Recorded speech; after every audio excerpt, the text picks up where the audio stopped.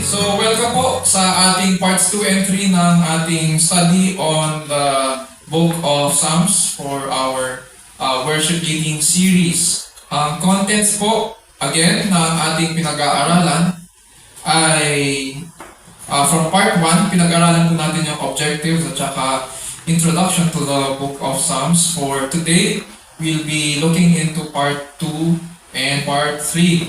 So part 2, pag-aaralan natin yung overview of studying the Bible. We'll be looking at that first, and then principles in studying the Psalms, and then we'll have a summary. After which we will have a short break para doon sa gustong freshen up. And then part 3, doon na tayo papasok sa practicals natin. Yung objective natin is actually to teach yung ating worship team in making their introduction. So, this has several parts. Merong making your outline of the introduction. Merong parts din ito, may sub-parts na hindi naka-reflect dyan. So, meron tayong we'll be taking a look at the structure ng ating introduction, and then merong dalawang exercises, which is Psalm 23 at Psalm 2, and then we'll be giving you an assignment for your submission next week. As to the objectives of our study, meron tayong twofold objective. Number 1, yung theology natin, which is to discover the author's intended meaning. It's always about, kahit mapapansin nyo kapag nagsisermon ako, binabalikan natin kung ano ba talaga ang sinabi ng author at saka kung ano yung meaning niya. That way, we are faithful doon sa sinasabi sa atin ng scriptures. And then, in this case, sa ating pag-aaral, anong application nito? So that we can properly respond to God in worship and are prepared to engage in the world we live in. In terms of ministry, we are to gain a basic understanding of the Book of Psalms so that we are better equipped to minister to God's people. So ito naman, in terms of ministry, ang pinag-uusapan dito ay yung service natin sa ating mga kapatid sa pananampalataya or sa church, specifically din sa gathering of the saints at saka yung community singing natin by writing theologically sound introductions to the community singing, which is currently being accomplished by Brother AJ. So eventually, what we want is for you to be able to learn the skill of making yung introduction para sa ating community singing. Next. Sabi nga dyan ni R.C. Sproul, the worship to which we are called in our renewed state is far too important to be left to personal preferences, whims, or marketing strategies. Pleasing God is at the heart of worship. Therefore, our worship must be informed at every point by the Word of God as we seek God's own instructions for worship that is pleasing to Him. And the only way, sinasabi dito ni R.C. Sproul, the only way that we can please God or glorify Him when we worship is when our worship is informed by the Word of God and when we faithfully follow it. So, yun yung point nito. Okay, punta na tayo sa part 2 ng studying the Book of Psalms. Let's go to studying the Bible first. There are principles in studying the Bible kasi ang Bible po ay isang ancient text or ito ay ancient material. Ganun din sa Book of Psalms. So whenever we study an ancient text or ancient material, meron certain questions that we need to ask. For example, what is the author saying based doon sa nakasulat ka? What does the author mean? Magkaiba yun. Ano yung sinasabi niya doon sa meaning niya or ano ibig niya sabihin? And pangatlo, where did we see this fit in God's plan of redemption? So, iisa-isahin natin ito. When we consider answering itong mga questions na ito, we need to look at several aspects ng text. Number 1, yung culture, yung literature, yung history, yung language, yung geography. Kung tatanungin niyo ako, Pastor, ganyan ba rin yung proseso kapag pinag-aaralan mo ang isang passage? Yes, ganyan din. So, to answer these questions, we are actually, kasi nandito na tayo sa modern day. The Bible is an ancient text. the Book of Psalms is an ancient text. So para masagot natin yung mga questions that we have, kailangan natin i-consider yung background nito. We need to bridge the gap between the ancient text at saka how we understand things today. Hindi natin pwedeng gamitin yung magnifying lens natin today para i-analyze ang scripture. We need to use kung ano yung background nila ng panahon nila, how they understood the world around them nung time nila para maintindihan yung nakasulat doon sa text. So kaya nga merong culture. Ano ba yung mga nakaugali o mga ugali nila ng panahon yun? Mga kaugalian nila, mga paniniwala nila. Ano yung mga naisulat na mga writings ng panahon nila? We also have to do that. In terms of history, what do historians say na nangyari ng panahon nila? Katulad pag nag-aaral tayo ng Old Testament, pinag-aaralan din natin yung kultura at saka mga pangyayari sa mga karating bansa. In terms of language, pinag-aaralan natin yung language. Ang Old Testament was written in Hebrew and Aramaic. Ang geography, pinag-aaralan din natin. Natataan nyo, nung pinag-aaralan natin ng Book of Genesis, tinitignan natin yung mapa ng Israel ng panahon yun, or Canaan in that case. So these are some of the things that we need to consider para maintindihan yung pagkakasulat ng text. And then doon pa lang natin sasagutin yung question para sa panahon natin, what does it mean for you and me and the church today? Once we study and consider yung mga iba't ibang aspects ng ating pag-aaral ng text, doon pa lang natin sasagutin yung application for us and God's people today. So, at the end of the day, it is our duty to study God's Word so we can bridge the gap and teach God's people how to approach Him and worship Him properly. Sabi nga sa John 4:24, God is spirit and those who worship Him must worship in spirit and in truth. And the only way we can do that is when we study God's Word faithfully. Punta tayo sa principles in studying the Psalms. Before I move on, katulad last week, kung meron tayong mga questions sa ating pag-aaral or in any of the slides, pwede nyo pong i-jot down yung questions nyo for the meantime. And then siguro, if we have time after the study, we will address those questions one by one. Sige po. So, first principle for studying the Psalms. First principle is that we need to understand that the Psalms were written over a large period of time by several different authors. Last week na pag-aralan natin na ang coverage period nito ay 1,000 years. This was written over a period of 1,000 years at several different authors. Nandiyan si David, kung natatandaan pa natin, si Solomon, si Moses, si Heman, the Ezrahite, diba? Nandiyan, sino pa? Si Asaph, sino pa? The sons of Korah, meron pa? So these are ito yung mga iba't ibang writers, hindi naman si David lang ang sumulat. So we have to consider na it is a collection of different poems and different material. Unlike most of the other books of the Bible, it is not imperative. Although it certainly would not hurt that a person read through all of the Psalms before studying a particular Psalm. Ang sinasabi sa principle na ito ay ganito. Kapag pinag-aaralan kasi natin ang mga epistolary literature or epistles or yung mga historical books, kailangan natin basahin yung mga previous verses para maintindihan kung anong klaseng text yung pinag-aaralan natin ngayon. We need to go back. Pero in the case of the Psalms, hindi naman ganun hindi masyadong importante na pag-aralan yung mga previous Psalms. Halimbawa, pinag-aaralan natin ang Psalm 2, hindi naman required na pag-aralan natin ang Psalm 1. Because each Psalm is considered as independent of another. May separate topic ang Psalm 2 sa Psalm 1. So, pwede pag-aralan independent ang Psalm 2 from Psalm 1 or Psalm 3. Okay, parang ganun. So, yun yung ibig sabihin dito. We can study kung meron tayong current chapter pinag-aaralan, then we can focus on that chapter. So, second principle.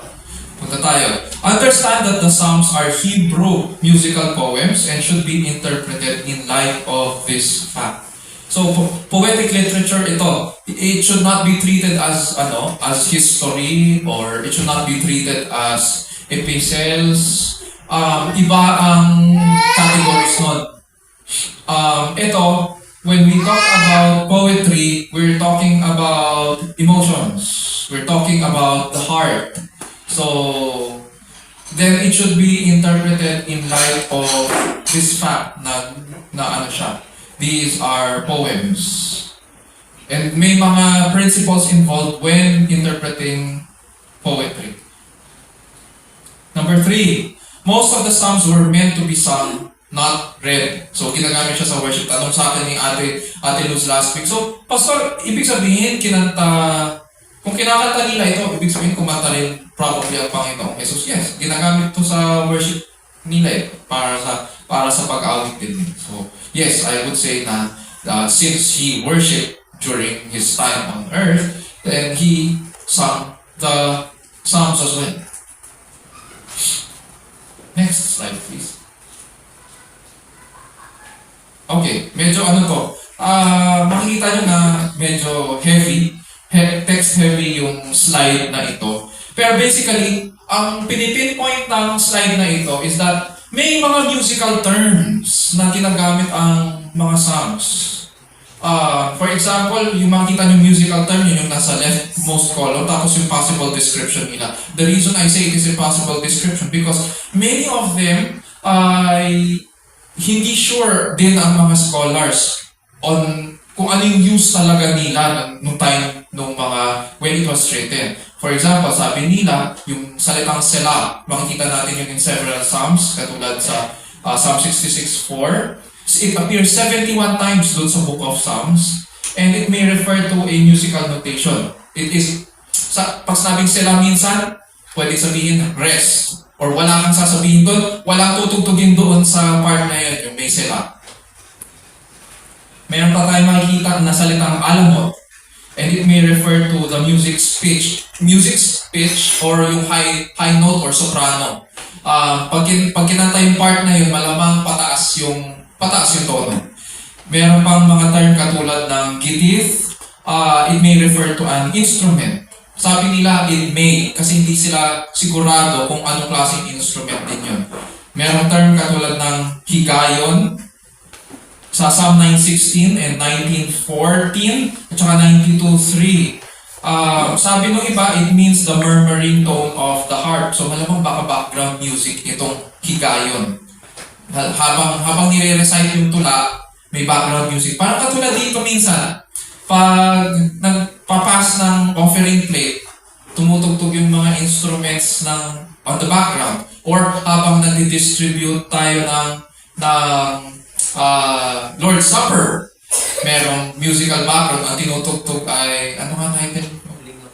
Ang Huling Hapunan. Ganun din dito. Meron silang background music at malamang binanggit yung title katulad ng higayon.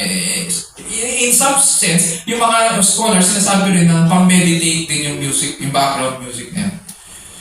Isa pang term is yung mahalat, yung Psalm 53 and 88, makikita yon. It is believed to be a musical term or tune, possibly indicating yung sad mood. So, mapapansin natin iba't ibang klaseng tunes ang ginagamit nila. Merong pataas, may pasoprano. Ito naman, yung mahalat naman, malungkot. Parang lament or penitence. Isa pang term na ginamit na makikita natin sa Psalms ay maskil. The word means prudent and could refer to a contemplative style of music. Yung sa English Translation Bible, it translates it as a well-written song. So, hindi masyadong sure kung ano yun, pero most probably baka background music again na for contemplating. Meron tayong makita isa pang term, yung miktam, Psalm 16, at saka 56 to 60. It refers to a psalm as precious as stamped gold. Similar, parang ibig sabihin, yung miktam na yon, parang ibig sabihin, yun yung top 10 charts. Alam niyo yun, yung mga sikat na mga kanta. Mix ba tawag yun doon ngayon? Sa amin, yung panahon namin, top 10 charts eh. Mga nasa top 10 or top 100, top 50, gano'n. Gano'n din yung yung ibig sabihin ng maskil. Baka ito yung mga kilala nilang mga awitin. Or mitang rather, mitang. Tapos meron pang term yung muthlabin sa Psalm 9, and it is translated as to die for the sun. Napag-aralan natin ito that it is a tune na nag-a-accompany sa song. Ang title ng tune na yun ay To Die for the Sun. Hindi na natin alam kung anong tono yun. Meron pa yung Sheminit.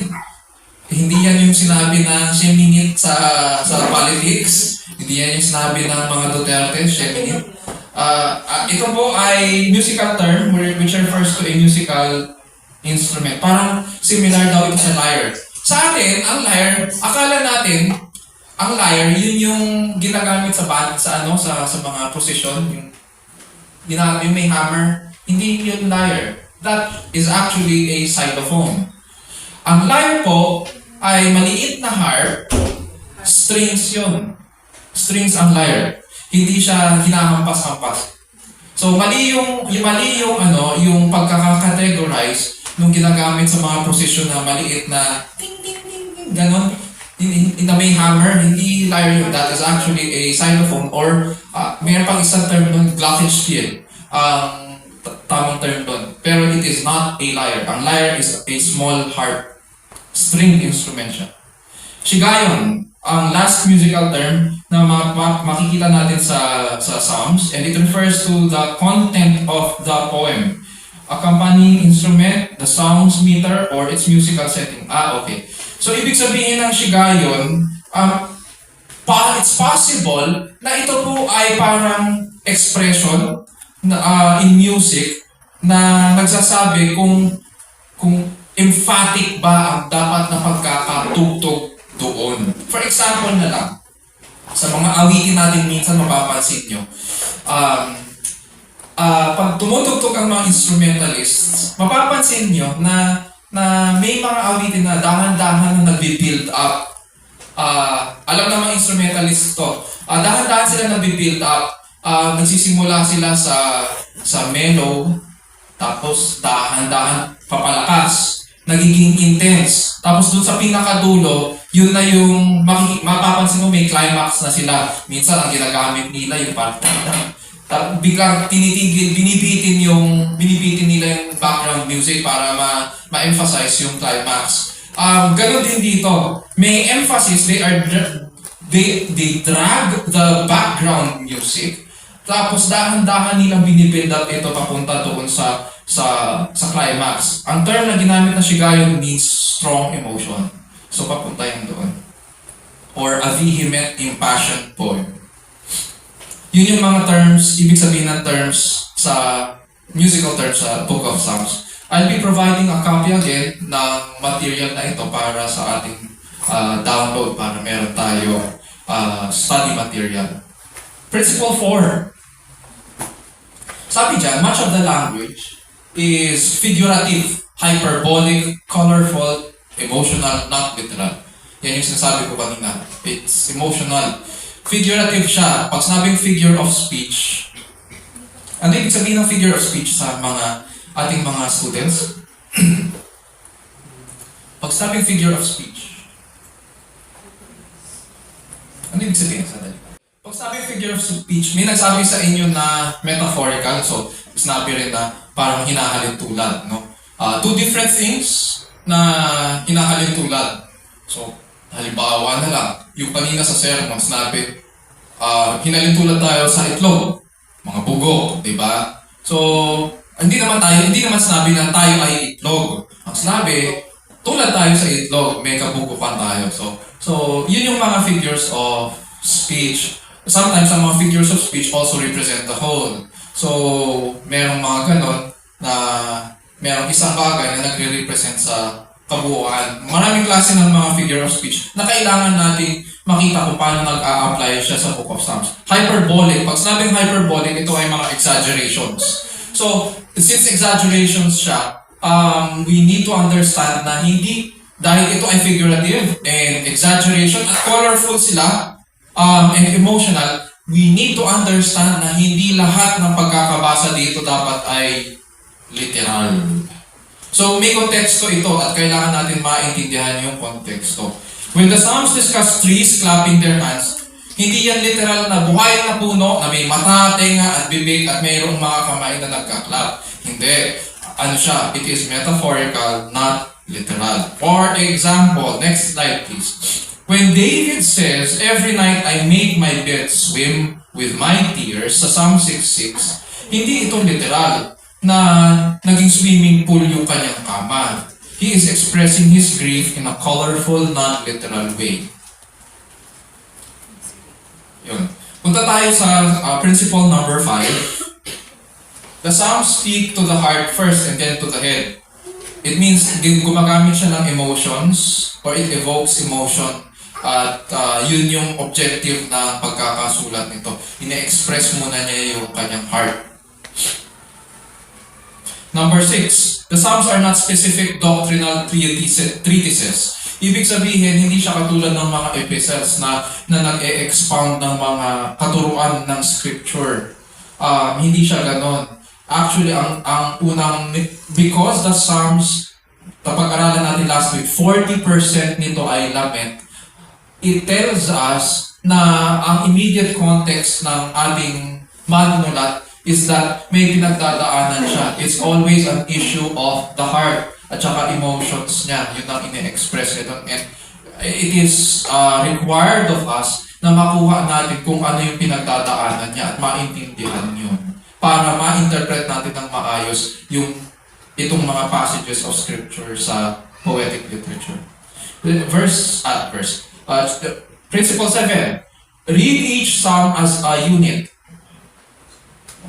Minsan po, binabasa natin kasi Psalm chapter 23. We treat it as chapters. Pero, ang principle when you study or read the Psalms, it is considered as one unit. Ito yung sinasabi ko kanina. And do not focus on individual verses apart from a larger context of the Psalm.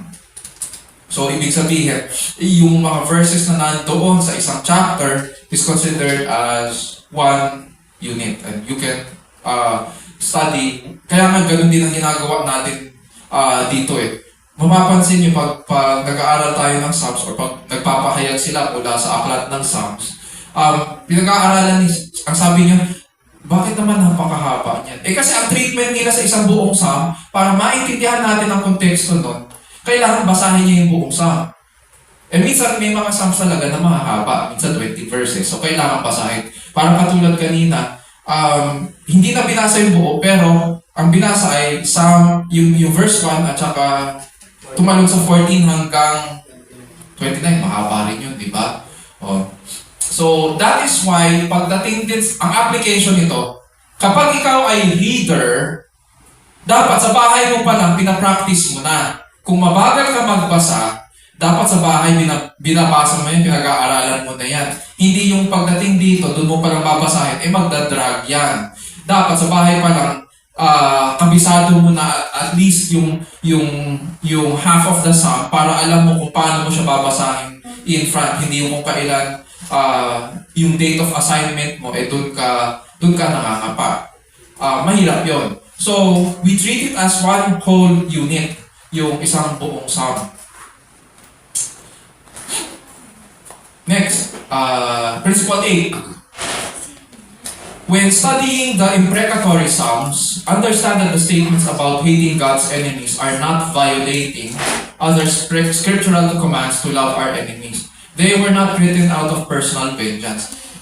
The first time na nagbasa o pinag-aralan namin sa bahay ang imprecatory Psalms, medyo nabigla yung mga anak ko kasi meron palang mga ganong mga scriptures na halimbawa, ang prayer niya sa Panginoon ay sana mahuli sila marusahan sila ng Panginoon at yung mga sanggol nila ay itapon sa mga batuhan, mga ganon. Nabigla sila sa mga ganong klaseng mga prayer sa loob ng scripture. Pero basically, ang imprecatory Psalms, ang ibig lang sabihin niyan, lament din yan eh. Nagsusumbong sila sa Panginoon. At ayaw nila, they do not want to take the matter into their hands, kaya sila nagsusumbong sa Panginoon. At ine-express nila yung kanilang emotions sa pamamagitan ng prayer or ng psalm. The Hebrew word for hate can mean despise or unwilling to accept. Even if this does refer to an emotional loathing of God's enemies, remember that the Psalms often stress one's emotional feelings and are not a call to harm others. Uulitin ko, it is not, itong mga imprecatory psalms, although they sound like they hate God's enemies, it is not a call to harm them. The New Testament stresses doing love, not necessarily feeling love. The imprecatory psalms reveal strong emotional responses to keep God's protection on His people and justice against those who are the enemies of God. Tapos may mga examples dyan ng imprecatory psalms. Next slide. Questions? Daanan muna natin yung summary, tapos doon natin i-address yung mga questions natin kung meron. Next slide, please. So, in summary, 1, the book of Psalms, like the rest of the books of the Bible, is an ancient text. Yun ang dapat natin maintindihan. Hindi yung tumatalon tayo agad sa application. We have to understand, we have to struggle with the text. Our duty as worship leaders is to study the Bible so we can bridge the gap at maintindihan natin yung author's intended meaning and teach God's people how to approach Him and worship Him properly in the study of His Word. Number 2, the Psalms are Hebrew musical poems and should be interpreted in light of this fact. They were meant to be sung. Parang katulad rin ng mga awitin natin ngayon, hindi naman lahat dyan literal eh. Much of the language is figurative, hyperbolic, colorful, emotional, not literal. They use words that evoke emotion. At syempre, third, when studying the Psalms, read each psalm as a unit and do not focus on individual verses apart from a larger context of the psalm. Understand that the statements about hating God's enemies in the imprecatory psalms are not a call to harm others out of personal vengeance, but rather an emotional response. These are emotional responses for God to protect and uphold His justice against His enemies. So these psalms are not in violation of other scriptural commands to love our enemies. So that ends part 2 of our study. Kung meron tayong questions, we now open the floor para sa inyong mga questions or insights or takeaways.